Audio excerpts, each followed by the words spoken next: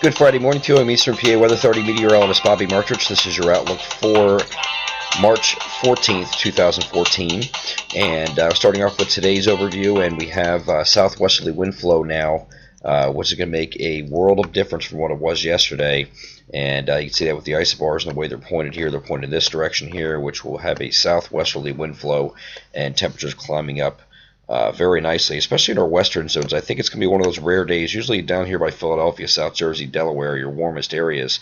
I think your warmest areas are going to be where the best clearing takes place, and that's going to be over in this area. You have some early clouds hanging out in this area that's going to keep temperatures down initially. So highest temperatures will actually be in this area here as the southwesterly winds are actually surging in a little bit quicker in this area. So these areas here will actually get up in the mid to upper 50s, maybe down close to 60 here in Baltimore, but on the eastern side of the state here, you're closer to 50 degrees, and then maybe some stuck in the 40s here along the New Jersey shore. So, it is going to warm up, but it's going to take it a little bit of time the further east you go.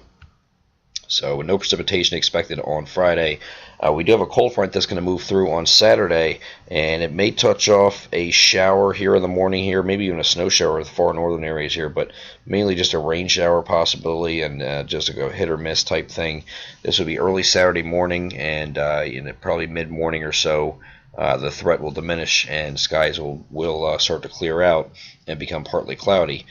This front moves through here, and you can see that here the wind starts shifting again to the northwest. Oops, went back too far.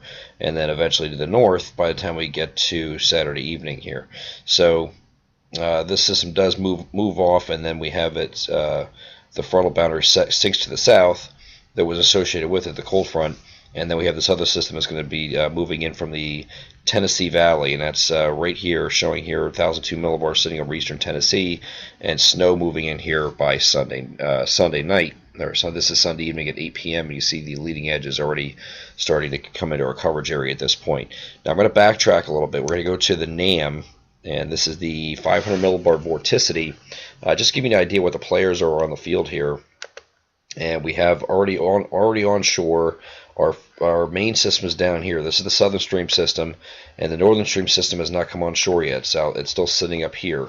So these models are converging on a solution of a snow event, and we're not completely sold on this idea yet. I mean, we are pretty much sold that there's going to be snow, but to the extent of and where that sets up exactly, whether it shifts north and south, still is yet to be determined, because this system here is not being sampled. It's not on shore yet, but it will be sampled as it comes on shore earlier today, and it should be sometime this morning this comes through here.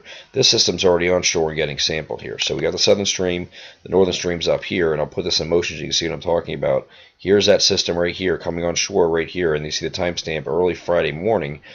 So this should, once it gets on shore, there's observational points up here, reporting stations that we'll be able to collect observational data from this and this simultaneously, and be able to figure out what this system's going to do a little bit better during the day on Friday. So the solutions we get tonight, when the model runs tonight, the overnight model guidance should be pretty much locked in at that point, I would think, on a solution if they haven't done so already. So don't expect much of a shift in guidance after that point, because these players are already in the field. And I'm going to move this ahead to hour 48 here. You see what these are doing here. The two of these, this one keeps going off to the south here, moving to the east, and it heads up over Texas. This system here heads up over South Dakota. And we'll stop it right here. Here's hour 48. This is actually Saturday night, or Saturday evening at 8 p.m. We have one system sitting over South Dakota, another one over Texas. The whole idea is that these two systems are going to interact with one another. I'm going to move to a different vantage point now, because this is the western United States. We're going to go same for a time frame, eastern United States, same thing, hour 48. Here's our system over South Dakota. Here's our system over Texas. Now watch what this does as we go a little bit further in time here. See, they start linking up here. They interact with one another. This is called phasing, and that's what these two are trying to do here. And it eventually does phase and becomes one system right here over the southeast, and that's right here. These two systems are now phased, and because it does that, it allows for this system to ramp up a little bit and throw some moisture up here into our area out ahead of it. And of course, this is the NAM, so it runs out of steam, but you can see that clearly here with this system over what is that, northern Alabama and southwestern Tennessee. So it's sitting right out in here, and this is interactive. The northern and southern streams kind of came together here and made this system here. So as we we're going to go to the Canadian model now. The Canadian model does something very similar. Here is that system sitting over northern Alabama and southern Tennessee, just like we saw before in the previous frame, same time frame. And this is showing Sunday evening.